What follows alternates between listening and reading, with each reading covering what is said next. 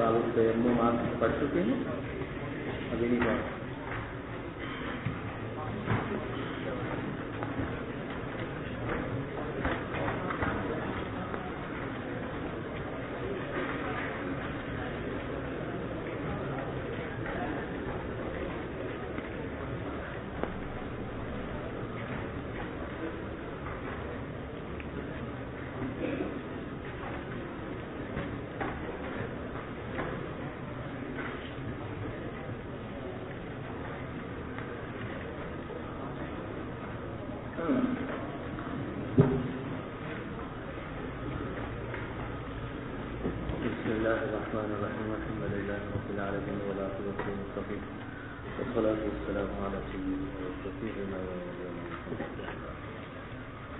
اللهم أرنا الحق حقا وارزقنا اتباعه وأرنا الباطل باطلا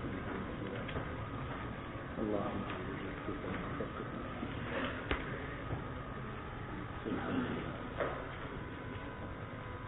ترجمہ چل رہا تھا.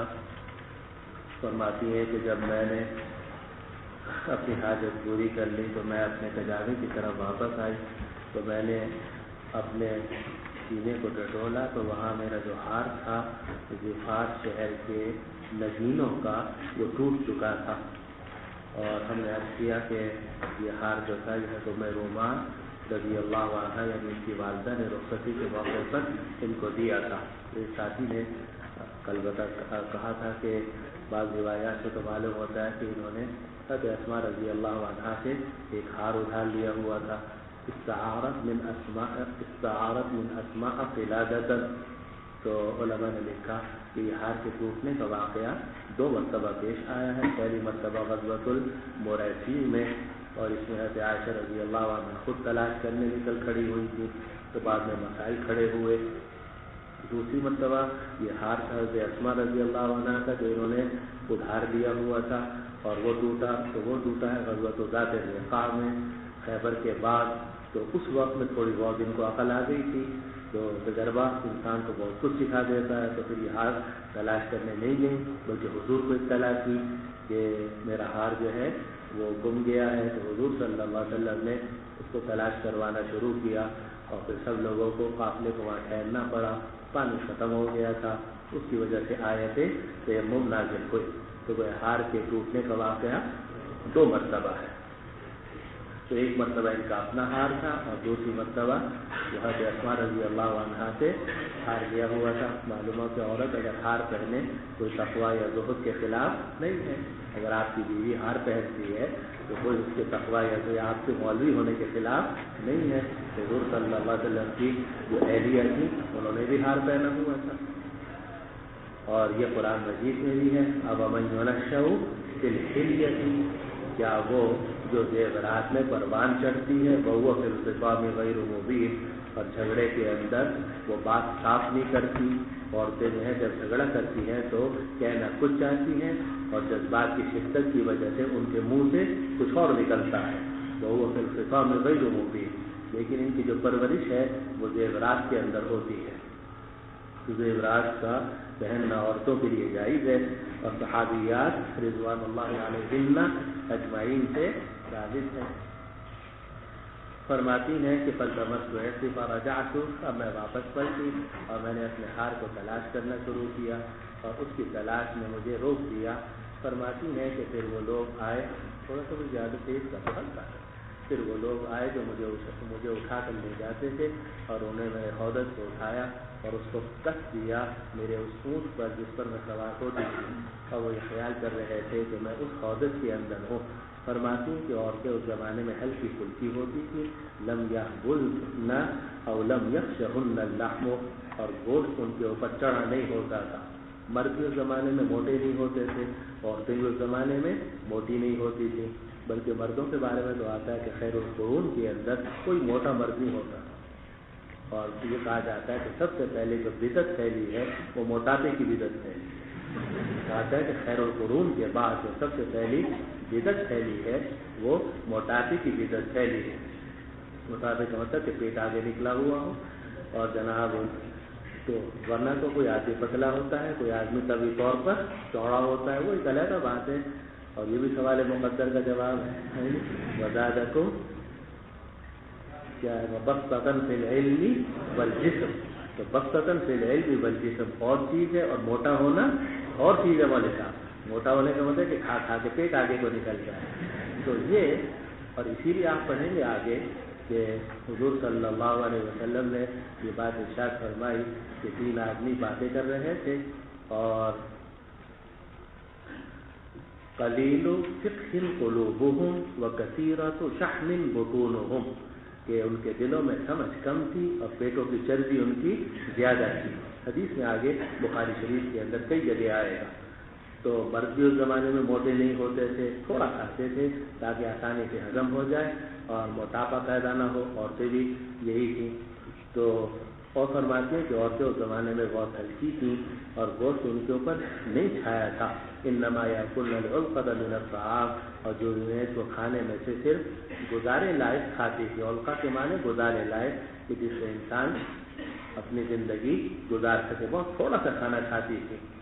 اس لیے میں ہلکی کی، ایک تو ویسی عمر کم تھی، جو عمر زیادہ ہوتی چلی جاتی ہے جسم تھوڑا سا بھاری ہوتا چلا جاتا ہے. جیسے کہ خود رسول اللہ صلی اللہ علیہ وسلم کے بارے میں آتا ہے کہ جب آپ کا جسم تھوڑا سا بھاری ہو گیا تو حضرت عائشہ رضی اللہ عنہا تو ظاہر ہے کہ بچی تھیں، بچپن میں اور جوانی میں تو عام طور سے جسم ہلکا ہی ہوتا ہے. تو فرماتی ہیں کہ فلم يستنكر القوم خفة الحوض حين رفعوه، تو قوم نے حوض کے ہلکے ہونے کو کوئی اوپرا نہیں سمجھا جب انہوں نے حوض اٹھایا. وحملوه، اور انہوں نے وہ حوض اٹھا لیا. وكنت جارية حديثة السن، اور دوسری طرف میں ایک بچی تھی جس کی عمر بھی کم تھی، یعنی اس وقت ان کی عمر تقریباً 12 سال تھی. 12-13 سال کی بچی ظاہر ہے، اور وہ بھی پتلی دبلی، تو وزن کیا ہوتا ہے. فبعثوا الجمل، اب انہوں نے اونٹ کو اٹھایا. فساروا، اور انہوں نے وہ چل پڑے. ووجدت عقبی بعد ما استمر الجيش، اور میں نے اپنے ہار کو پایا جبکہ لشکر جا چکا تھا. اب میں ان کی جگہ میں پہنچی کیونکہ یہ قضاء حاجت کے لیے دور گئی تھی. ویسے بھی قضاء حاجت کے لیے حکم بھی یہی ہے کہ دور جائے. اب عادت المذہب، جیسا کہ آپ نے روایتوں میں پڑھ لیا ہوگا، تو حضور صلی اللہ علیہ وسلم بہت دور تشریف لے جاتے تھے تاکہ دور دور تک بے پردگی کا کوئی امکان نہ ہو. تو خواتین تو اور زیادہ دور جاتی تھی، وہیں ان کا ہاتھ ٹوٹا تھا. تو جب یہ دوبارہ ہار تلاش کرنے گئیں تو ہاتھ تو مل گیا، لیکن جب واپس آئیں تو قافلہ روانہ ہو چکا تھا. فجئت منازلهم وليس بها منهم داع ولا مجيب، اور اس جگہ میں نہ کوئی پکارنے والا تھا نہ کوئی جواب دینے والا. اب کیسی حسین عبارت ہے کہ نہ وہاں کوئی پکارنے والا تھا نہ کوئی جواب دینے والا، یعنی کوئی انسان وہاں موجود نہیں تھا. فتیممت منزلی الذی کنت به، تو میں نے ارادہ کیا اپنے اس جگہ کا جہاں میں پہلے سے تھی، اور میں نے گمان کر لیا کہ جب وہ مجھے گم پائیں گے تو وہ میری طرف واپس آئیں گے. اسی درمیان کہ میں اپنی اس جگہ میں بیٹھی ہوئی تھی کہ میری آنکھ میرے اوپر غالب آ گئی، میں سو گئی. میری آنکھ میرے اوپر غالب آ گئی، یعنی نیند گہری ہوئی اور میں سو گئی. اور صفوان ابن معطل السلمی ثم الزکوانی من وراء الجیش، وہ لشکر کے پیچھے پیچھے آ رہے تھے، اور ان کا کام ہی یہ تھا کہ وہ لشکر کے کافی پیچھے چلا کرتے تھے تاکہ راستے میں اگر لشکر والوں سے کوئی چیز گر جائے، سواری سے اوپر سے کوئی چیز نیچے گر جائے تو چلتے ہوئے تو سواری کا پتہ نہیں چلتا، اونٹ گائے اور گھوڑے وغیرہ بس سے اگر کوئی چیز گر جائے تو صفوان ابن معطل السلمی رضی اللہ عنہ پیچھے پیچھے آ کر وہ چیزیں اٹھا لیا کرتے تھے اور پھر قافلے والوں کے پاس پہنچ کر ان کو پتہ دکھا دیتے تھے کہ بھائی کس کی یہ چیز ہے. تو صفوان ابن المعطل سلمی اور جو ذکوان سلمی بھی ہیں، ذکوان ابن سلم بڑا قبیلہ، ذکوان اس کی چھوٹی شاخ، ورا لشکر کے پیچھے سے. تو فاصبح عند منزلی، وہ میرے اس جگہ کے پاس پہنچے. انہوں نے دیکھا کہ ایک انسان سویا ہوا ہے. سواد کہتے ہیں سیاہی کو، دور سے اگر آپ آدمی کو دیکھیں تو کالا کالا کا نظر آتا ہے. انہوں نے دیکھا کہ انسان جو ہے ایک شخص ہے اور سو رہا ہے. جب وہ میرے قریب آئے تو فعرفنی حین رآنی، جب انہوں نے مجھے دیکھا تو انہوں نے مجھے پہچان لیا اور انہوں نے پردے سے پہلے مجھے دیکھا ہوا تھا. اب میں جاگی ان کے انا للہ و انا الیہ راجعون کہنے سے. استرجع، انہوں نے انا للہ و انا الیہ راجعون کہا تو ان کے استرجاع کی وجہ سے میں جاگ پڑی. جب کہ انہوں نے مجھے پہچانا فخمرت وجهي بجلباب تو میں نے اپنا چہرہ فوراً ڈھانپ لیا پردے سے. معلوم ہے کہ چہرے کو نامحرم سے چھپانا یہ سنت ہے اور اسی کو فقہاء نے واجب لغیرہ لکھا ہے. یہ واجب ہے مگر یہ واجب لعینہ ہی نہیں ہے بلکہ واجب لغیرہ ہے. باقی بحث اپنے وقت پہ آئے.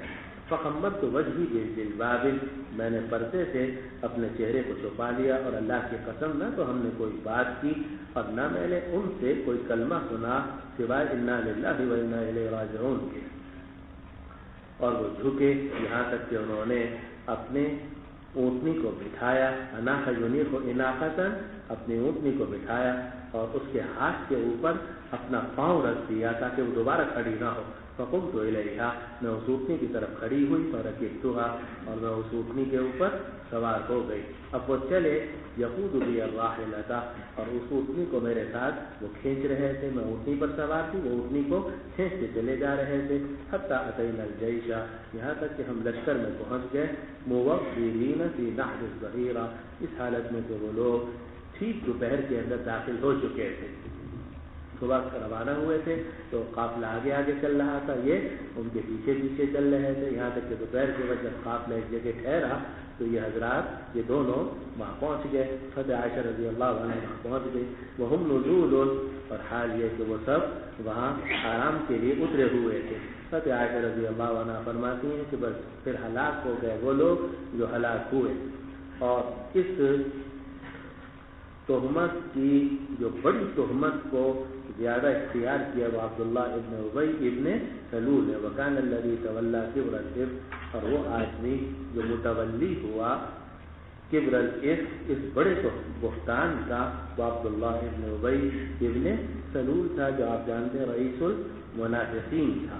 اور عروہ ابن زبیر رحمہ اللہ نے یہ بات ارشاد فرمائی کہ مجھے یہ بات بتائی گئی ہے کہ اس کے ہاں اس بات کی اشاعت کی جاتی تھی اور اس کے ہاں بیٹھ کر یہ باتیں کی جاتی تھیں. فیقرہ اور وہ اس کا اقرار کرتا تھا. ویستمعہ اور کان لگا کر سنتا تھا. ویستوشیہ اور اس کو مزید معلوم کرتا تھا. ہاں کیا ہوا ذرا بتانا, ہاں کیا ہوا ذرا بتانا.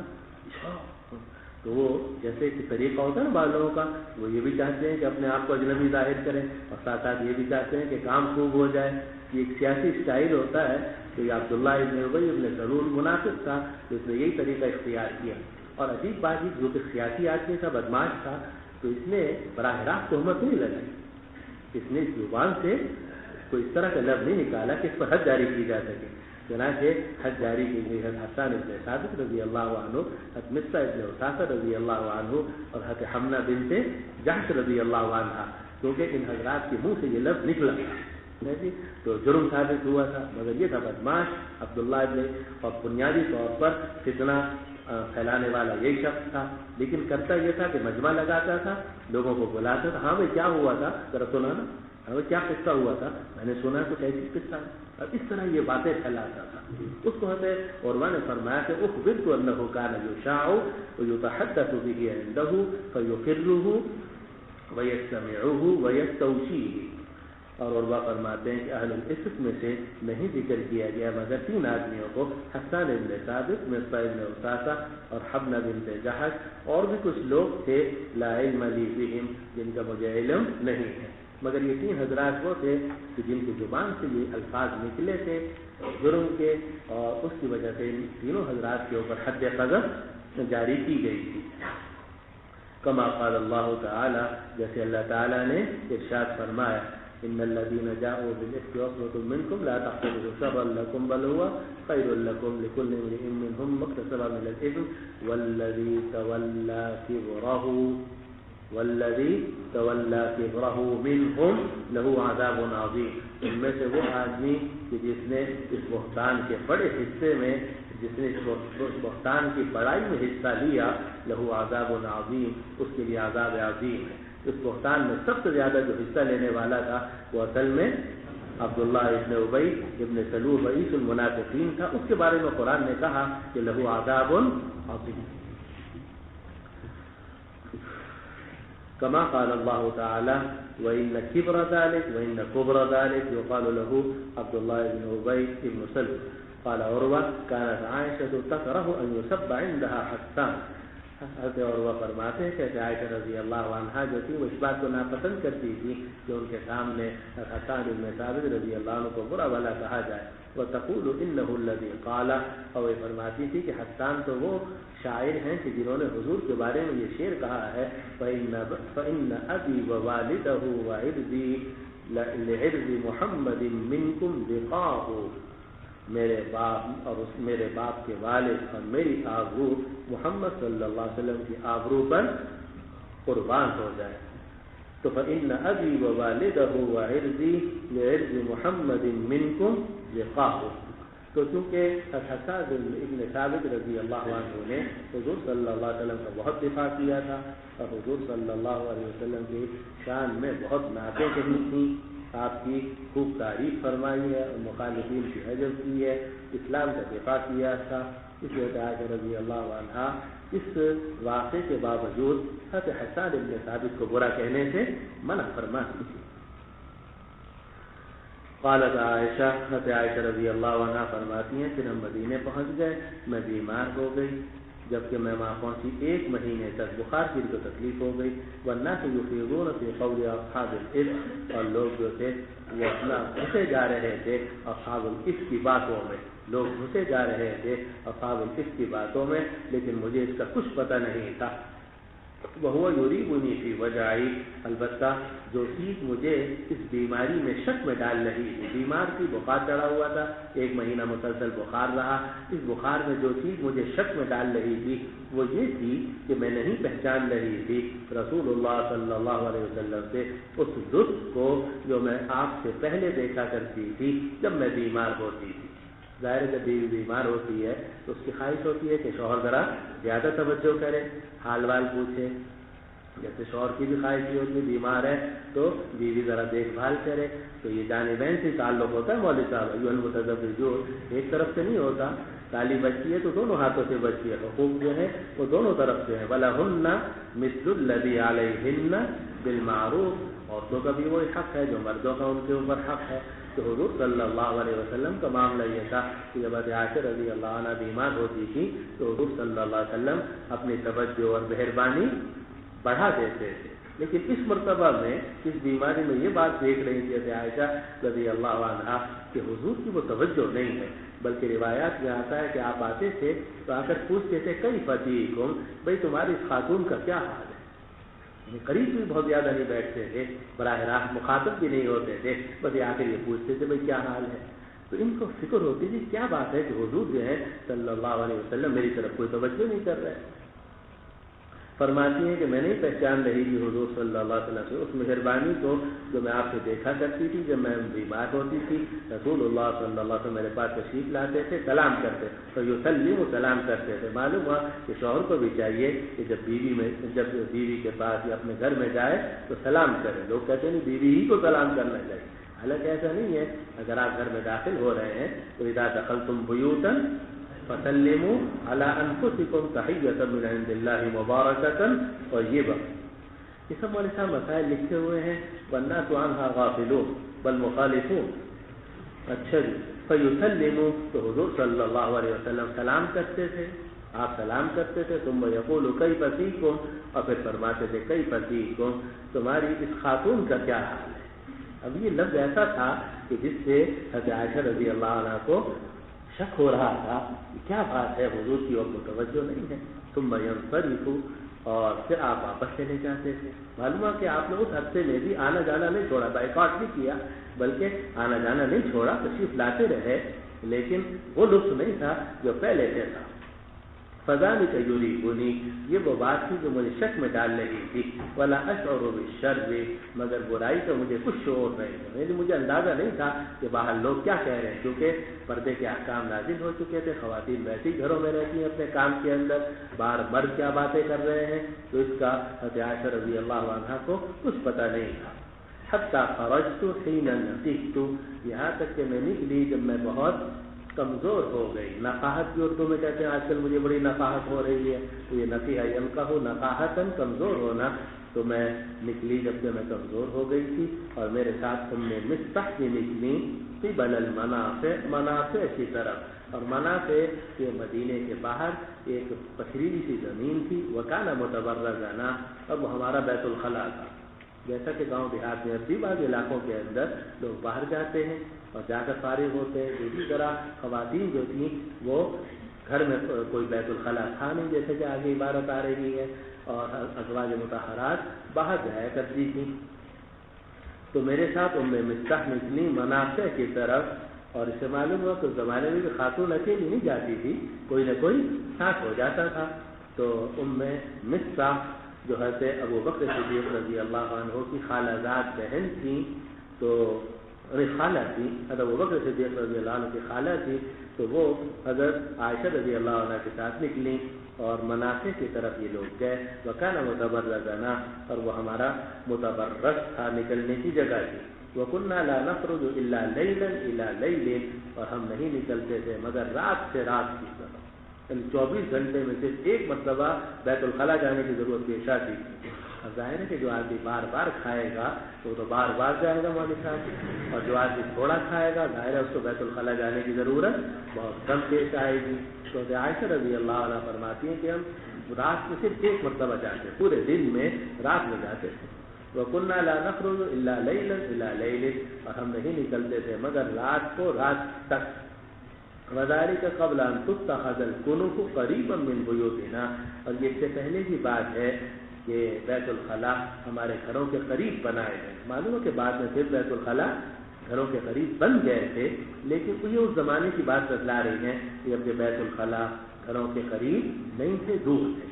وَأَمْرُنَا أَمْرُ الْعَرَبِ الْأَوَّلِ، اور ہمارا معاملہ عربوں کا وہ پہلا معاملہ تھا، فِي الْبَرِيَّةِ قِبَلَ الْغَائِطِ، کہ ہم صحرا میں جاتے تھے نشیبی جگہ کی طرف، فِي الْبَرِيَّةِ صحرا میں جاتے تھے، قِبَلَ الْغَائِطِ نشیبی جگہ کی طرف، کیونکہ نشیب میں ذرا پردہ زیادہ ہوتا ہے۔ وَكُنَّا نَتَأَذَّى بِالْكُنُفِ أَن نَتَّخِذَهَا عِنْدَ بُيُوتِنَا، اور ہم اذیت محسوس کرتے تھے بیت الخلاؤں سے کہ ہم اس کو اپنے گھروں کے قریب بنائیں، گھر کے بالکل قریب، کمرے کے بالکل قریب بیت الخلاء بنانے میں بدبو وغیرہ کا امکان ہوتا ہی ہے، اور اس زمانے میں تو یہ فلش سسٹم تو بہت بعد میں اب کچھ عرصے پہلے ہی آیا ہے، اور ہم نے بھی دیکھا اس زمانہ کہ گھروں میں بیت الخلاء تو ہوتے تھے مگر وہ ایک طرف سے ہوتے تھے، اور جو اس کو کمانے والے کہتے تھے، کمانے والا مرد یا کمانے والی عورتیں، بھنگن جنہیں کہا جاتا ہے، وہ آتے تھے اور آ کر صاف کرتے تھے، اب بھی ہوں گے بعض علاقوں کے اندر۔ تو اس لیے ہم اس بات سے اذیت محسوس کرتے تھے کہ بیت الخلاء ہمارے گھروں کے قریب ہوں۔ قالت، فرماتی ہیں کہ میں اور ام مصطح، کہاں تک عبارت پڑھی تھی میں پڑھ لو چلو، قالت سے بسم الله الرحمن الرحيم. قالت فانطلقت انا وام مصطح وهي ابنة ابي رهم بن مطلب بن عبد مناف وامها بنت صخر بن عامر خالة ابي بكر الصديق رضي الله تعالى عنه وعنهم، وابنها مصطح بن أساسة بن عباد بن مطلب. فاقبلت انا وام مصطح قبل بيتي حين فرغنا من شأننا، فاعترت ام مصطح في مرتها فقالت تعس مصطح، فقلت لها بئس ما قلت، أتسبين رجلا شهد بدرا؟ فقالت أيهنتاه ولم تسمعي ما قال. قالت وقلت ما قال، فأخبرتني بقول أهل الإفك. قالت فازددت مرضا على مرضي. فلما رجعت إلى بيتي دخل علي رسول الله صلى الله عليه وسلم ثم قال كيف فيكم؟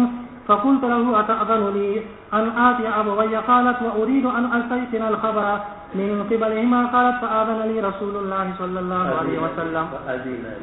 قالت فأذن لي رسول الله صلى الله عليه وسلم. فقلت لأمي يا أمتا ماذا يتحدث الناس؟ قالت يا بني هوني عليه، فوالله لقلما كانت امرأة قط وضيعة عند رجل يحبها لها ضرائر إلا كثرنا عليها. قالت فقلت سبحان الله أولقد تحدث الناس بهذا. قالت فبكيت تلك الليلة حتى أصبحت لا يرفع لي دم ولا أكتحل بنوم ثم أصبحت أبكي. قالت ودعا رسول الله صلى الله عليه وسلم علي بن أبي طالب وأسامة بن زيد حين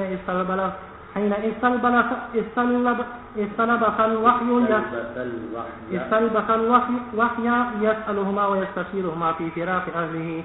قال فأما أسامة فأشار على رسول الله صلى الله عليه وسلم بالذي يعلم من براءة أهله وبالذي يعلم لهم في نفسه. فقال أسامة أهلك ولا نعلم إلا خيرا. وأما علي فقال يا رسول الله لم يضيق الله عليك والنساء سواها كثير وسل الجارية تصدقك. قالت فدعا رسول الله صلى الله عليه وسلم بريرة فقال أي بريرة هل رأيت من شيء يريبك؟ قالت له بريرة والذي بعثك بالحق ما رأيت عليها أمرا قد أغمسه غير أنها جارية حديثة السن تنام عن عجين أهلها فتأتي الداجن فتأكله.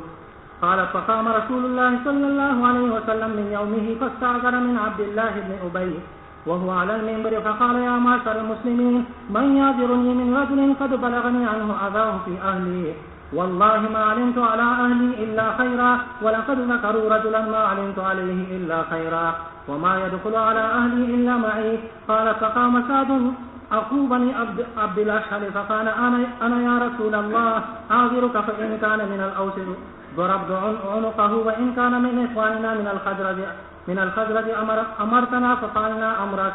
قالت وقام رجل من الخزرج وكانت أم حسان بنت عمه من فخذه وهو سعد بن عبادة وهو سيد الخزرج. قالت وكان قبل ذلك رجلا صالحا ولكن احتملته الحمية. فقال لسعد كذبت على أمر الله لا تقتله ولا تقدر على قتله ولو كان من رأتك ما أحببت أن يقتل. فقام سيد بن حبير وهو ابن عم سعد فقال لسعد بن عبادة كذبت لعمر الله لنقتلنه فإنك منافق تجادل عن المنافقين. قالت فصار الحيان الأوس والخزرج حتى هم أن يقتتلوا ورسول الله صلى الله عليه وسلم قائم على المنبر. قالت فلم يزل رسول الله صلى الله عليه وسلم يخفضهم حتى سكتوا وسكت. قالت فبكيت يومي ذلك كله لا يرقع لي دم ولا أكتحل بنوم. قالت أصبح أبواي عندي وقد بكيت ليلتين ويوما لا أكتحل بنوم ولا يرفع لي دم حتى أني لأظن أن البكاء خالق كبير فبين أبواي جالسان عندي وأنا أبكي. فاستأذنت علي امرأة من الأنصار فأذنت لها فجلست تبكي معي. قالت فبين نحن على ذلك دخل رسول الله صلى الله عليه وسلم علينا فسلم ثم جلس. قالت ولم يجلس عندي منذ قيل ما قيل قبلها وقد لبث شهرا إلا يوحى إليه في شأن بشيء.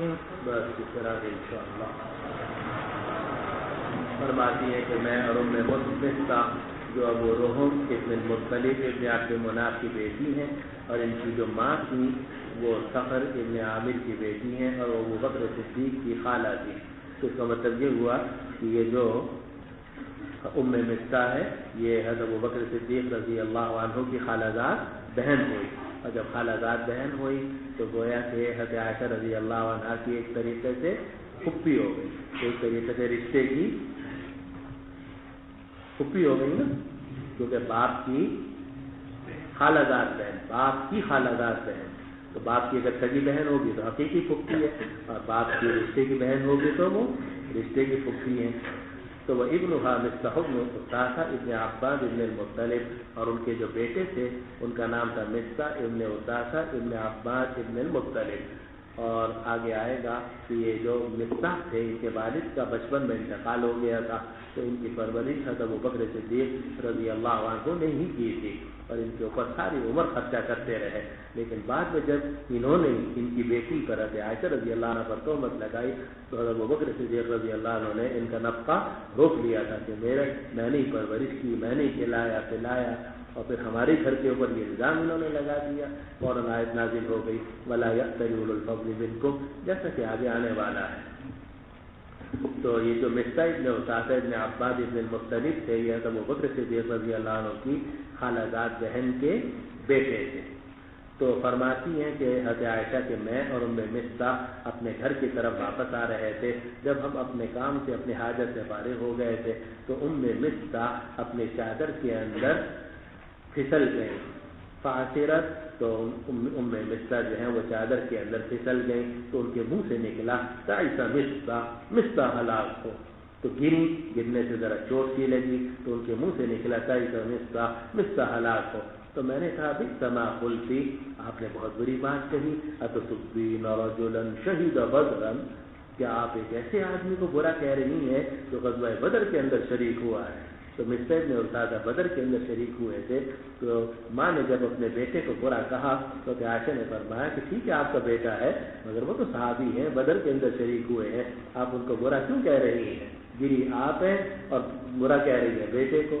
لیکن انہوں نے جان بوجھ کر کہا تھا۔ مفسرین لکھ رہے ہیں کہ وہ یہ حضرت عائشہ کو بتانا چاہتی تھی کہ باہر کیا کچھ ہو رہا ہے، تو گویا انہوں نے اس کی پیش بندی یہاں سے شروع کی۔ تو میں نے کہا کہ کیا آپ برا بھلا کہہ رہی ہیں کہ ایسے آدمی کو جو غزوہ بدر کے اندر شریک ہوا ہے؟ فرمانے لگی اے حمزہ، اے لڑکی، تو نے نہیں سنا کہ لوگ کیا کہہ رہے ہیں؟ اے وہ عورت، اے وہ عورت، یعنی اے وہ عورت مراد کیا ہے کہ تمہیں کچھ پتہ نہیں۔ یہ حمزہ بولا جاتا ہے عام طور سے ایسی عورت کے لیے جس کو کچھ دنیا کا پتہ نہ ہو۔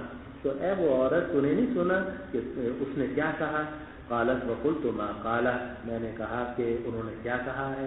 فاخبرتنی بقول اہل الافک، اب ام مصطح نے مجھے بہتان لگانے والوں کے بارے میں خبر دی۔ حضرت عائشہ فرماتی ہیں کہ بیماری پر میری بیماری اور بڑھ گئی۔ ایک تو 1 مہینے سے بخار چل ہی رہا تھا، تو اس کے بعد میری بیماری اور بڑھ گئی۔ جب میں اپنے گھر داخل ہوئی تو رسول اللہ صلی اللہ علیہ وسلم تشریف لائے، فسلم، پھر آگے والدہ فسلم، آپ نے سلام کیا۔ حضور صلی اللہ علیہ وسلم گھر میں تشریف لائے، آپ نے سلام کیا۔ ثم قال کیف فیکم، اور پھر فرمایا کیف فیکم، تمہارا کیا حال ہے، تمہاری خاتون کا کیا حال ہے؟ یعنی لفظی ترجمہ اگر آپ دیکھو گے تو کم تو لوگوں کو خطاب ہے نا، وہاں کے لوگوں کو، تو کیف فیکم، تم لوگوں کی خاتون کا کیا حال ہے، یہ اس کا مفہوم بن رہا ہے۔ تو میں نے حضور سے عرض کیا اتأذن لی ان آتی ابویہ، کہ کیا آپ مجھے اجازت دیتے ہیں کہ میں اپنے والدین کے پاس چلی جاؤں؟ فرماتی ہیں کہ میں یہ چاہتی تھی کہ میں اس خبر کو اپنے والدین سے تصدیق کروں۔ تو انہوں نے کہا کہ کیا آپ اجازت دیتے ہیں کہ میں میکے چلی جاؤں؟ ظاہر ہے کہ بہت ساری باتیں ایسی ہوتی ہیں کہ لڑکی اپنے ماں باپ سے کھل کر کہہ سکتی ہے، شوہر سے یا شوہر کے ابا سے یا شوہر کی ماں سے کھل کر نہیں کہہ سکتی۔ اب بعض لوگ سمجھتے ہیں کہ بھئی ہماری جو بیوی، ہماری جو ماں ہے، بعض شوہر یہ سمجھتے ہیں کہ ہماری جو ماں ہے وہ بھی تو بیوی کی ماں ہے۔ ٹھیک ہے بیوی کی ماں ہے لیکن مجازی طور پر، حقیقی نہیں ہے مولوی صاحب جی۔ اس لیے وہ بے تکلفی یا وہ جو کھلا ہوا دل عورت کا اپنی ماں کے ساتھ ہوتا ہے وہ اپنی ساس کے ساتھ ہو نہیں سکتا۔ آپ حقائق کو نہیں بدل سکتے، آپ حقائق کو نہیں بدل سکتے، ماں باپ میں تبدیلی انسان نہیں کر سکتا۔ تو عائشہ رضی اللہ عنہا نے حضور سے اجازت مانگی۔ معلوم ہو کہ عورت کو چاہیے کہ جب اپنے میکے جائے تو شوہر کی اجازت سے جائے، اور یہی سنت طریقہ ہے، شوہر کی اجازت کے بغیر عورت کے لیے اپنے گھر سے نکلنا جائز ہی نہیں۔ اپنے ماں باپ کے گھر بھی جا رہی ہے تو شوہر سے اجازت دینی چاہیے، اور شوہر کو چاہیے کہ سختی نہ کرے، اجازت دے دے کہ ٹھیک ہے تم اپنے ماں باپ کے گھر چلی جاؤ۔ یہ سب مسائل ثابت ہو رہے ہیں مولوی صاحب، ورنہ تو عنہ مخالفون، بڑی گڑبڑ ہے معاشرت کے اندر۔ تو اتنی گڑبڑ ہے کہ علماء معاشرت میں تو دین کے اندر اتنی خرابیاں پھیل چکی ہیں کہ علماء قرآن حدیث میں کچھ آ رہا ہے، اور آج کل کے دیندار لوگوں کی جو معاشرت ہے وہ تقریباً اس سے بالکل مختلف ہے۔ اچھا جی، کہاں گیا جی؟ قالت، وہ فرماتی ہے کہ میں یہ چاہتی تھی کہ میں خبر کی تصدیق کروں اپنے والد کی طرف سے۔ حضرت عائشہ فرماتی ہیں کہ حضور صلی اللہ علیہ وسلم نے مجھے اجازت دے دی تو میں نے اپنی امی سے کہا وہاں جا کر، یا امتا ماذا یتحدث الناس، اے امی جان یہ لوگ کیا باتیں کر رہے ہیں؟ اب وہ بڑی عورت تھی، سمجھدار عورت تھی۔ قالت، تو انہوں نے کہا یا بنیا حبنی علیہ، اے میری پیاری بیٹی تم اپنے اوپر اس معاملے کو ہلکا رکھو۔ اللہ کی قسم بہت کم ہی کوئی عورت ایسی ہو جو خوبصورت ہو، کسی آدمی کے پاس ہو اور وہ آدمی اس سے محبت بھی کرتا ہو، لہا بغائر، اور اس کی سوکنیں ہو، الا کثر علیہا، مگر یہ کہ سوکنیں اس کے اوپر معاملے کو بڑھا دیتی ہے۔ ٹھیک ہے باہر کے لوگوں نے کوئی بات کہی لیکن یہ سوکنیں جو ہے تمہاری، انہوں نے کچھ بات بڑھا دی ہوگی۔ حضرت زینب بنت جحش رضی اللہ عنہا نے تو نہیں بڑھائی تھی، لیکن ان کی بہن حضرت حمنہ بنت جحش رضی اللہ عنہا کو تو حد لگی تھی اس سلسلے میں، اس کی طرف اشارہ ہے۔ قالت فقلت سبحان اللہ، حضرت عائشہ فرماتی ہیں میں نے کہا سبحان اللہ، کیا لوگوں نے یہ بات کہی ہے؟ وَلَقَدْ تَحَدَّثَ النَّاسُ بِهَذَا، کیا لوگوں نے یہ بات کہی ہے؟ حضرت عائشہ فرماتی ہیں کہ میں اس رات میں روتی رہی یہاں تک کہ صبح ہو گئی، نہ میرے آنسو تھمتے تھے اور نہ میں نیند کا سرما لگاتی تھی۔ لا يرقع لي دمع لا يسكن لي لا ينقطع لي دمع، میرے آنسو تھمتے نہیں تھے اور میں نیند کا سرما نہیں لگاتی تھی۔ پھر صبح ہو گئی، میں رو رہی تھی۔ ادھر حضور صلی اللہ علیہ وسلم نے حضرت علی اسامہ بن زید کو بلایا، حین طلبت الوحی، جب آپ نے وحی میں تاخیر محسوس کی۔ اب بیوی تو چلی گئی تھی، حضرت عائشہ تو آ گئی تھی، تو حضور صلی اللہ علیہ وسلم نے اس کی تحقیق کرنی شروع کی۔ آپ نے حضرت علی، حضرت اسامہ بن زید، حضرت بریرہ سے پوچھا، تو آپ نے علی ابن ابی طالب، اسامہ ابن زید کو بلایا جب آپ نے وحی میں تاخیر محسوس کی، اور آپ ان دونوں سے پوچھ رہے تھے، وَيَسْتَشِيرُهُمَا فِي فِرَاقِ أَهْلِهِ، اور اسے مشورہ دے رہے تھے اپنے گھر والوں کی جدائی میں کہ میں اپنے گھر والوں کو جدا کروں اپنے آپ سے یا نہ کروں، یعنی عائشہ کو جدا کروں یا نہ کروں۔ حضرت عائشہ فرماتی ہیں کہ باقی رہے اسامہ، تو انہوں نے رسول اللہ صلی اللہ علیہ وسلم کو وہ مشورہ دیا جو وہ جانتے تھے کہ ان کے گھر والے ان باتوں سے بری ہیں، اور وہ مشورہ دیا جو اسامہ ان کے لیے جانتے تھے اپنے دل کے اندر محبت، کیونکہ ان کو اہل بیت سے، ہم لوگوں سے محبت تھی اور تعلق تھا، تو انہوں نے صحیح مشورہ دیا۔ فقال اسامہ، تو اسامہ نے کہا، اہلک ولا نعلم الا خیرا، آپ اپنے گھر والوں کو اپنے پاس رکھیے اور ہم ان کے اندر خیر کے سوا کوئی بات نہیں جانتے۔ واما علی، لیکن حضرت علی جو تھے انہوں نے یہ فرمایا کہ یا رسول اللہ لم یضیق اللہ علیک، اللہ نے آپ کے اوپر تنگی نہیں رکھی، اور عورتیں عائشہ کے سوا دنیا میں بہت ہیں، والنساء سواها کثیر، اور عائشہ کے سوا عورتیں بہت ہیں۔ وصلی الجاریہ تصدق کا، اور جاریہ سے آپ بچی لڑکی سے پوچھ لیجئے، وہ آپ کے سامنے سچی سچی بات بیان کرے گی۔ اب حضرت اسامہ رضی اللہ عنہ نے تو فوراً حضرت عائشہ رضی اللہ عنہ کی برات صاف کر دی اور کہا کہ نہیں، آپ کی گھر والوں میں کوئی برائی نہیں ہے اور ہم خیر کے سوا کوئی بات نہیں جانتے، اور آپ اپنے گھر والوں کو اپنے پاس ہی رکھیے۔ اب اس لیے حضرت اسامہ سے تو حضرت عائشہ خوش ہوئی، اور حضرت علی رضی اللہ عنہ نے جو جملہ بولا تو وہ حضرت عائشہ کو پسند نہ آیا۔ دیکھو نا، انداز سے معلوم ہو رہا ہے۔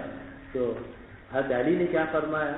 حضرت علی نے یہ فرمایا کہ اللہ نے آپ کے اوپر کوئی تنگی نہیں رکھی، عورتیں بہت ہیں۔ اور اصل میں حضرت علی رضی اللہ عنہ نے جو بات فرمائی، تقریباً یہ وہی بات ہے جو قرآن مجید میں بھی آتی ہے، عسیٰ ربہ ان طلقکن ان یبدلہ ازواجا خیرا منکن مسلمات مؤمنات قانتات تائبات عابدات سائحات طیبات وابکارا، کہ ازواج مطہرات اگر تم گڑبڑ کرو گی تو اللہ تم سے بہتر عورتیں حضور کو عطا فرما دیں گے۔ تو اللہ نے جو بات کہی ہے آگے جا کر اس تحریم میں، سورۃ التحریم میں، وہی بات، اسی جیسی بات حضرت علی رضی اللہ عنہ نے بھی فرمائی۔ اور حضرت علی رضی اللہ عنہ کا مقصد بھی کوئی حضرت عائشہ رضی اللہ عنہ کی مخالفت نہیں تھا، بلکہ حضور کو تسلی دینا تھا، کیونکہ حضور کو محبت بھی تھی، بہت سی حضرت عائشہ رضی اللہ عنہ سے، اور آپ چھوڑنا بھی نہیں چاہتے تھے، اور یہ مشورہ کر رہے تھے کہ چھوڑوں یا نہ چھوڑوں۔ تو حضرت علی رضی اللہ عنہ نے حضور صلی اللہ علیہ وسلم کے قلبی کیفیت کو سامنے رکھتے ہوئے یہ جملہ ارشاد فرمایا کہ اگر آپ ان کو چھوڑ بھی دیں تو اللہ سبحانہ و تعالیٰ اس سے بہتر بیوی آپ کو عطا فرما دیں گے، جیسا قرآن نے کہا۔ لیکن حضرت علی نے بڑی ہوشیاری سے کام کیا، ایک طرف حضور کو تسلی بھی دے دی کہ اللہ تعالیٰ آپ کو دوسری خاتون اس سے بہتر عطا فرما دیں گے، لیکن ساتھ ساتھ یہ کہا کہ اگر آپ نے بات پوچھنی ہے تو کس سے پوچھیے؟ گھر کی اس عورت سے پوچھیے جو ہر وقت حضرت عائشہ کے ساتھ رہتی ہے اور کام کاج کرتی رہتی ہے۔ وہ سلیل جاری ہے تصدق کا، اور آپ اس لڑکی سے پوچھیے، وہ آپ سے سچی سچی بات بیان کرے گی۔ اب وہ لڑکی کون تھی؟ حضرت بریرہ رضی اللہ عنہا۔ اس وقت تک وہ مکاتبہ نہیں بنی تھی، بلکہ وہ روزانہ خدمت کے لیے آتی تھی، حضرت عائشہ رضی اللہ عنہ کا ہاتھ بٹاتی تھی۔ معلوم ہے کہ گھر والوں کی خدمت کے لیے اگر کسی عورت کو رکھ لیا جائے تو جائز ہے حضور صلی اللہ علیہ وسلم سے اور حضرت عائشہ رضی اللہ عنہ سے ثابت ہے، ایھا المتزوجون۔ تو وسلیل جاریہ تصدق کا، اور آپ جاریہ سے سوال کر لیجئے تصدق کا، وہ آپ کے سامنے سچی سچی بات بیان کرے گی۔ قالت حضرت عائشہ فرماتی ہیں کہ رسول اللہ صلی اللہ علیہ وسلم نے حضرت بریرہ کو بلایا اور کہا اے بریرہ تو حل رأیت من شیء یریبک، اے بریرہ کیا تم نے کوئی ایسی چیز دیکھی ہے جو تمہیں شک میں ڈال رہی ہو؟ تم اتنا عرصہ عائشہ کے ساتھ ساتھ ہو، گھر کے سارے کام تم ان کے ساتھ ساتھ کرتی ہو، تو کیا کوئی چیز تم نے ایسی دیکھی ہے جو تمہیں شک میں ڈالتی ہو؟ قالت له بریرہ، تو حضرت بریرہ نے فرمایا والذی بعثک بالحق، قسم اس ذات کی جس نے آپ کو حق کے ساتھ بھیجا ہے، میں نے عائشہ پر کوئی چیز ایسی نہیں دیکھی اب تو کبھی بھی اغمسہ کہ جس کا میں ان کے اوپر عیب لگاؤں، علاوہ اس کے بعد یہ ہے کہ وہ ایک لڑکی ہیں جن کی عمر کم ہے اور سو جاتی ہیں اپنے گھر والوں کا آٹا گوندھ کر، بکری آتی ہے اور آٹا کھا جاتی ہے، بچی ہیں تو جیسے گھر کی دیکھ بھال کرنی چاہیے ویسی نہیں دیکھ بھال کرتی، تو لڑکپن کی وجہ سے ان سے اس معاملے میں غفلت ہو جاتی ہے، لیکن اس کے علاوہ کوئی بات میں نے ان میں ایسی نہیں دیکھی کہ جو ان میں عیب لگا سکتی۔ اب دیکھو حضرت علی رضی اللہ عنہ ذہانت کی یا نہیں کی؟ حضرت علی رضی اللہ عنہ اگر دیکھا جائے تو حضرت عائشہ کا دفاع کیا، لیکن ڈائریکٹ نہیں کیا بلکہ انڈائریکٹ کیا، بلا واسطہ نہیں کیا بلکہ بل واسطہ کیا ہے، اور حضور کو لے گئے کدھر؟ حضرت بریرہ کی طرف، اور کہ بریرہ سے پوچھ لیجیے، بریرہ نے بات صاف کر دی۔ حضرت بریرہ رضی اللہ عنہ نے فرمایا قسم اس ذات کی جس نے آپ کو حق کے ساتھ بھیجا ہے، میں نے نہیں دیکھا عائشہ کے اوپر کچھ ایسا معاملہ کہ جس پہ میں عیب لگاؤں، علاوہ اس کے بات یہ ہے کہ وہ لڑکی ہیں، ان کی عمر کم ہے، سو جاتی ہیں اپنے گھر والوں کے گندے ہوئے آٹے سے، عجین کہتے ہیں گنے ہوئے آٹے، فتح داجینو، داجین کہتے ہیں پالتو جانور کو، تو پالتو جانور یعنی چھوٹی سی بکری کا بچہ آتا ہے فتاکلہ، اور وہ آٹا کھا جاتا ہے۔ حضرت عائشہ فرماتی ہیں کہ رسول اللہ صلی اللہ علیہ وسلم اس دن کھڑے ہوئے، کیا مطلب جب آپ نے حضرت علی سے بھی بات کر لیا تو اسامہ سے بھی اور حضرت بریرہ سے بھی، اور آپ کو اطمینان ہو گیا کہ یہ تہمت ہی تہمت ہے، یہ تہمت ہی تہمت ہے، تو حضور صلی اللہ علیہ وسلم ممبر پر کھڑے ہوئے، اور ان تہمتوں کا جو تولا کبرہ، سب سے بڑا جو آدمی حصہ لے رہا تھا وہ ظاہر ہے کہ عبداللہ ابن ابی ابن سلول تھا، تو حضور صلی اللہ علیہ وسلم ممبر پر کھڑے ہوئے اور آپ نے فرمایا من یعذرنی، کون ہے کہ جو مجھے معذور قرار دے اس آدمی سے کہ اس کی تکلیف میرے گھر والوں میں اپنی انتہا کو پہنچ گئی ہے، اور اللہ کی قسم میں اپنے گھر والوں کے اوپر نہیں جانتا مگر خیر کو، اور یہ لوگ جی حدیث میں رہ گیا رسول اللہ صلی اللہ علیہ وسلم دن کھڑے ہوئے اور آپ نے عبداللہ ابن ابی سے استعذار کیا، استعذار کا مطلب عذر طلب کیا، عذر طلب کرنے کا مطلب یہ ہے کہ بھائی دیکھو یہ بات بڑھ گئی ہے اور یہ آدمی مجھے بہت زیادہ تنگ کر رہا ہے، میرے گھر والوں پر طرح طرح کے الزامات لگا رہا ہے، تو مجھے معذور سمجھا جائے، مجھے معذور سمجھا جائے۔ کیا مطلب کہ میں اس آدمی کے خلاف کوئی کارروائی کروں تو پھر مجھے معذور سمجھا جائے۔ آپ نے عذر طلب کیا، مسلمانوں سے عذر طلب کیا، یہ بھی حکمت کی بات ہے، آپ چاہتے تو حکم کے ذریعے سے بھی کر سکتے تھے، لیکن آپ نے لوگوں کے سامنے پہلے معاملہ صاف کیا تاکہ اگر اس کے خلاف کوئی کارروائی کی جائے تو کوئی نیا فتنہ پیدا نہ ہو۔ تو آپ نے عبداللہ ابن ابی سے عذر طلب کیا، اور حال یہ تھا کہ آپ ممبر پر تشریف فرما تھے اور آپ نے فرمایا اے مسلمانوں کے گھروں، کون ہے جو مجھے معذور قرار دے اس آدمی سے کہ جس سے مجھے بہت تکلیفیں پہنچی ہیں میرے گھر والوں کے بارے میں، اللہ کی قسم میں نہیں جانتا اپنے گھر والوں کے اوپر مگر خیر ہو۔ اور ان لوگوں نے ذکر کیا ایک ایسے آدمی کا کہ میں نہیں جانتا اس کے اوپر مگر خیر کو، اور وہ نہیں جاتا تھا میرے گھر والوں کے پاس مگر میرے ساتھ، کبھی وہ اکیلا گیا ہی نہیں میرے گھر میں اور کبھی تنہائی ہوئی نہیں، اور یہ صفوان ابن معطل کے بارے میں آپ نے اشارہ کیا۔ قالت حضرت عائشہ فرماتی ہیں تو وہاں سعد ابن معاذ کھڑے ہوئے جو بنو عبد الاشل سے تعلق رکھتے تھے، یعنی سعد ابن معاذ قبیلہ اوس والے، انہوں نے عرض کیا انا یا رسول اللہ، یہ وہ بات ہے جو ہم آپ کو پہلے بتا چکے کہ اس کے قصے کے اندر سعد ابن معاذ رضی اللہ عنہ کا کردار ہے، انہوں نے بات کہی تھی، معلوم ہو کہ یہ واقعہ غزوہ خندق سے پہلے پیش آیا ہے۔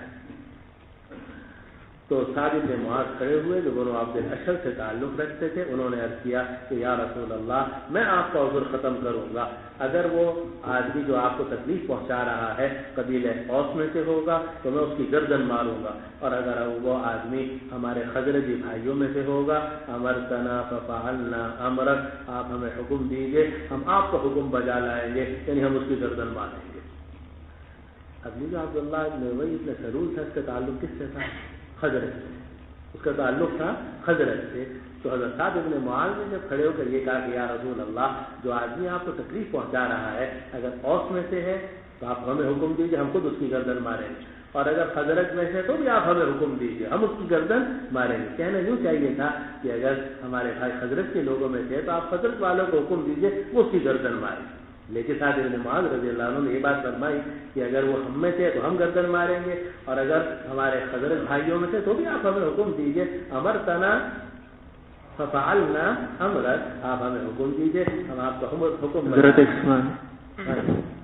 یہ اس حدیث میں جو ہے وہ حضرت یہ والذی تولی کبرہ منہم لو عذاب عظیم جو یا عبداللہ بن ابی مراد لیا ہے، لیکن آگے ایک حدیث آ رہی اس میں جو ہے وہ آنے تو دو، ابھی تو پوری کتاب باقی کتنی موٹی، اب میں سب کا جواب کیسے دوں؟ ابھی ابھی تو ایک دن بعد آ جائے گی، جب تم چھٹی میں چلے جاؤ گے اس وقت آئے گی انشاءاللہ۔ چلو جی، وہ جواب اعلیٰ سبیل تسلیم، وہ تو وہاں جو تم حدیث پڑھ رہی ہے اس میں جواب اعلیٰ سبیل تسلیم اب انشاءاللہ بتا دیں گے۔ اچھا جی، تو فرماتی ہیں کہ وقام رجل من الخزرج، اور حضرت کے ایک آدمی کھڑا ہوا، جب سعد بن معاذ نے یہ بات کہی تو حضرت کے ایک آدمی کھڑا ہوا، اور حسان ابن ثابت کی والدہ اس کی چچاداد بہن تھی اوپر سے جا کر، اور وہ کون آدمی کھڑے ہوئے؟ وہ سعد بن عبادہ جو حضرت کے سردار تھے۔ قالت حضرت عائشہ فرماتی ہیں وکان قبل ذلك رجلا صالحا، اور اس سے پہلے وہ نیک آدمی تھے، پہلے بھی نیک تھے بعد میں بھی نیک تھے، ولكن احتملت الحمیہ، لیکن تعصب نے ان کو ابھار دیا۔ جب اوس اور حضرت کی بات ہوئی تو تعصب ایک دم ان کے اندر پیدا ہو گیا، اور عصبیت کی وجہ سے انہوں نے سخت جملہ کہہ دیا۔ فقال لسعد، تو سعد بن عبادہ نے سعد بن معاذ سے کہا کذبتا، تم جھوٹ بولتے ہو، اللہ کی قسم تم اس کو قتل نہیں کرو گے، تم اس کے قتل کے اوپر قادر نہیں ہوگے، اور اگر وہ کہنے والا تمہارے قبیلے سے ہوتا تو تم یہ بات پسند نہ کرتے کہ اس کو قتل کیا جائے۔ کیا مطلب یہ کہ تم بڑھ چڑھ کے کہہ رہے ہو کہ ہم قتل کر دیں گے، تو اس لیے کہہ رہے ہو کہ اس کا تعلق ہمارے قبیلے سے، اگر وہ تمہارے قبیلے کا ہوتا تو اس طرح بڑھ بڑھ کے تم باتیں نہ کرتے۔ حضرت عائشہ فرماتے ہیں کہ اس سے پہلے نیک آدمی تھے لیکن تعصب نے ان کو ابھار دیا، تو انہوں نے سعد بن معاذ سے کہا کہ تم جھوٹ بولتے ہو، اللہ کی قسم تم اس کو قتل نہیں کرو گے، تم اس کے قتل کے اوپر قادر نہیں ہوگے۔ کیا مطلب کہ تم قتل نہیں کرو گے، اگر قتل کرنا ہوگا تو ہم کریں گے، یہ مطلب تھا۔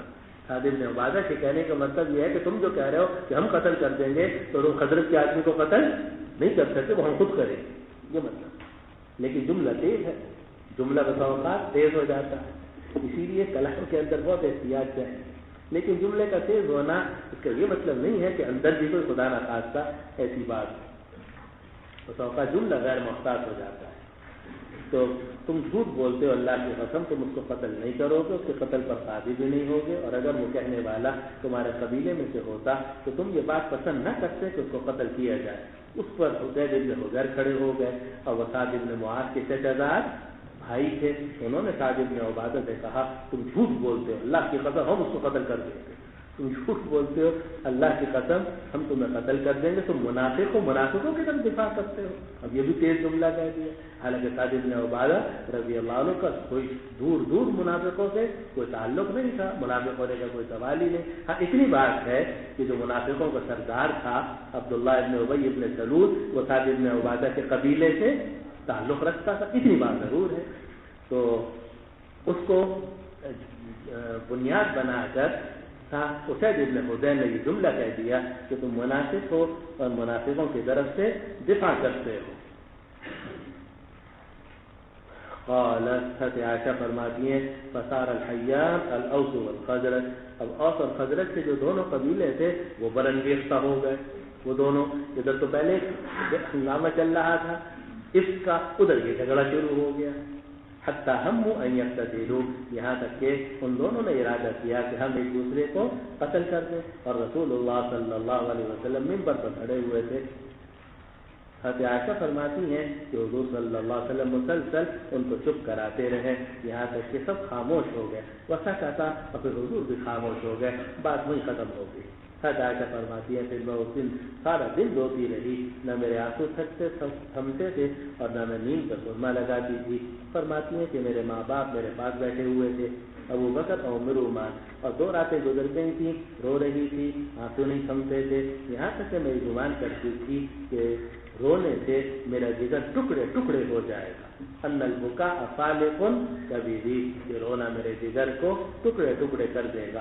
اسی درمیان کہ میرے دونوں ماں باپ میرے قریب میں بیٹھے ہوئے تھے، میں رو رہی تھی کہ انصار کی ایک عورت نے مجھ سے اجازت طلب کی کہ میں آنا چاہتی ہوں، فاذنت لها، میں نے اس کو اجازت دی۔ معلوم ہے کہ عورتوں کو بھی چاہیے کہ گھر میں جانے سے پہلے اجازت طلب کریں کہ بھئی میں اندر آنا چاہتی ہوں، آؤں یا نہ آؤں؟ تو حضرت عائشہ نے کہا ٹھیک ہے آ جاؤ۔ فجلست، تب کی مائی، وہ آ کر بیٹھ گئی، وہ بھی میرے ساتھ رونے لگی، کیونکہ عورتوں کو یہ ایک کو روتا ہوا دیکھتی ہے تو فوراً ان کی آنکھوں میں بھی آنسو آ جاتے ہیں، خوب دھڑ دھڑ مار کے روتی ہیں، وہ بھی رونے لگی۔ قالوا، یہ سب بہت سارے طبیعیات ہیں، یہ سبھی چیزیں ہیں، آپ لوگ طبیعیات کا انکار کرتے ہیں، حالانکہ انسان ہے، انسان کی جو طبیعیات ہیں وہ نہیں بدلتی۔ قال فبینا نحن علی ذلک، اسی درمیان کہ ہم بیٹھے ہوئے تھے کہ رسول اللہ صلی اللہ علیہ وسلم تشریف لے آئے۔ اب یہاں سے وہ قصہ شروع ہوا اصل آیات کے نزول کا۔ قالت فبینا نحن علی ذلک، اسی درمیان کہ ہم بیٹھے ہوئے تھے کہ رسول اللہ صلی اللہ علیہ وسلم تشریف لائے ہمارے اوپر، فسلم، آپ نے سلام کیا۔ دیکھو بار بار آ رہا ہے کہ آپ جب بھی جا کر بیوی کے پاس جا کر سلام کرتے ہیں۔ ثم جلس، پھر آپ قریب بیٹھ گئے۔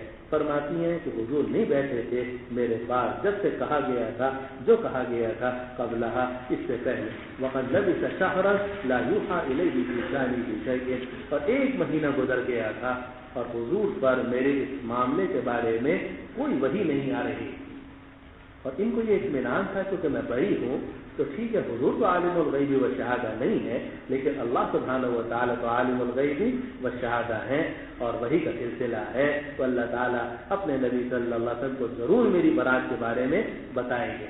لیکن ان کو یہ اندازہ نہیں تھا کہ قرآن نازل ہوگا، یہ سمجھتی تھی کہ جبریل علیہ السلام کسی ذریعے سے آ کر بتا دیں گے، لیکن قرآن کی آیات نازل ہو جائیں گی تو یہ تو ان کے وہم و گمان ہوئے بھی نہیں تھا۔ خیر حضور آئے اور آ کر پاس بیٹھ گئے۔ اس سے پہلے 1 مہینہ گزر چکا تھا کہ حضور جو تھے حضرت عائشہ رضی اللہ عنہ کے پاس آ کر نہیں بیٹھے۔ چلو جی، قالت فتشهد رسول الله صلى الله عليه وسلم حين جلس ثم قال أما بعد يا عائشة أنه بلغني عنك كذا وكذا فإن كنت إنه بلغني عنك كذا وكذا فإن كنت بريئة فسيبرئك الله وإن كنت علمت بذنب فاستغفر الله وتوبي إليه فإن العبد إذا اعترف ثم تاب تاب الله عليه. قال فلما قضى رسول الله صلى الله عليه وسلم مقالته قالت دمعي حتى ما أحس منه قطرة فقلت لأبي أجب رسول الله صلى الله عليه وسلم عني فيما قال. فقال أبي والله ما أدري ما أقول فقال أبي والله ما أدري ما أقول لرسول الله صلى الله عليه وسلم. فقلت لأمي أجيبي رسول الله صلى الله عليه وسلم فيما قال. قالت أمي والله ما أدري ما أقول لرسول الله صلى الله عليه وسلم. فقلت وأنا جارية حديثة السن لا أقرأ من القرآن كثيرا إني والله لقد علمت لقد سمعتم هذا الحديث حتى استقر في أنفسكم وصدقتم به فلئن قلت لكم إني بريئة لا تصدقوني ولئن اعترفت لكم بأمر والله يعلم أني منه بريئة لا تصدقني فوالله لا أجد لي ولكم مثلا إلا أبا يوسف حين قال فصبر جميل والله المستعان على ما تصفون. ثم تحولت واضطجعت على فراشي والله يعلم أني. فرماتی ہے کہ رسول اللہ صلی اللہ علیہ وسلم نے تشہد پڑھا جب آپ بیٹھے، یعنی آ کر قریب میں بیٹھ گئے اور آپ نے تشہد پڑھا۔ اس سے مسئلہ معلوم ہوا کہ تشہد جو پڑھا جاتا ہے تو یہ ہر اہم بات کے اوپر، ہر اہم بات سے پہلے مناسب ہے، یعنی کوئی ضروری نہیں کہ آپ مجمع عام میں تقریر کر رہے ہوں تو اس سے پہلے ہی آپ خطبہ مسنونہ پڑھیں، بلکہ جو بھی اہم کلام آپ کرنا چاہتے ہیں، درس دینا چاہتے ہیں یا کوئی بھی اہم گفتگو کرنا چاہتے ہیں تو اس سے پہلے تشہد پڑھنا، تشہد سے مراد یعنی توحید اور رسالت کی گواہی دینا، یہ مستحب ہے۔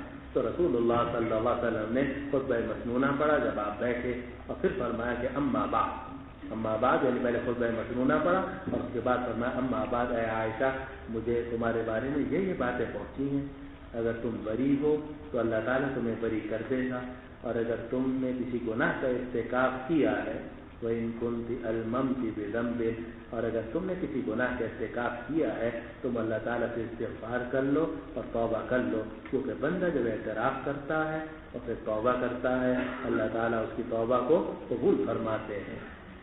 حضرت عائشہ فرماتی ہیں کہ جب رسول اللہ صلی اللہ علیہ وسلم نے اپنی گفتگو ختم کر لی قلص دمعی، تو میرے آنسو خشک ہو گئے، یہاں تک کہ میں ایک قطرہ بھی محسوس نہیں کرتی تھی۔ کہا تو وہ حال تھا کہ جناب مسلسل آنکھوں سے آنسو بہ رہے تھے، تو جب حضور آئے اور یہ خطبہ مطمونہ پڑھ کر یہ بات کہی تو ایک دم ان جذبات کی شدت کی وجہ سے ان کے آنسو تھم گئے۔ تو فرماتی ہیں کہ میں نے اپنے ابا جی سے کہا عجیب رسول اللہ صلی اللہ علیہ وسلم عنی فیما قال، کہ آپ حضور کی بات کا جواب دیجئے میری طرف سے، جواب دیجئے رسول اللہ صلی اللہ علیہ وسلم کو میری طرف سے جو کچھ آپ نے بات کہی ہے۔ فقال ابی واللہ ما ادری ما اقول لرسول اللہ صلی اللہ علیہ وسلم، تو میرے والد کہنے لگے اللہ کی قسم مجھے سمجھ میں نہیں آتا کہ میں رسول اللہ صلی اللہ علیہ وسلم کو کیا بات کہوں۔ فقلت لأمی اجیبی رسول اللہ صلی اللہ علیہ وسلم ما قال، میں نے اپنی امی سے کہا کہ آپ حضور کی بات کا جواب دیجئے جو آپ نے کہی ہے۔ قالت امی واللہ ما ادری ما اقول لرسول اللہ صلی اللہ علیہ وسلم، تو میری امی کہنے لگی اللہ کی قسم مجھے نہیں پتا کہ میں رسول اللہ صلی اللہ علیہ وسلم کی بات کا کیا جواب دوں۔ اب اس کے بعد حضرت عائشہ بیٹھ گئی، لیٹی ہوئی تھی بیٹھ گئی۔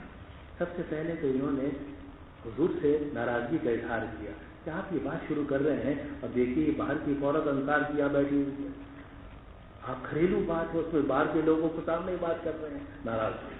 اور پھر اس کے بعد انہوں نے یہ تشہد پڑھا، جس طرح حضور نے خطبہ مسمونہ پڑھا انہوں نے بھی خطبہ مسمونہ پڑھا، اور خطبہ مسمونہ پڑھنے کے بعد بات شروع ہوگی۔ چنانچہ دیکھو صفحہ 7 کو کھولو،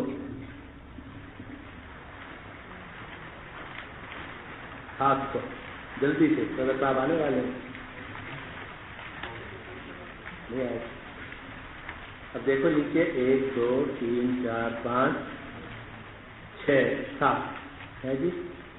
ثم دخل 7ویں سطر میں ہے ثم دخل وقت صلی العصر، عصر کے بعد آپ تشریف لائے تھے۔ ثم دخل نظر آ گیا نہیں؟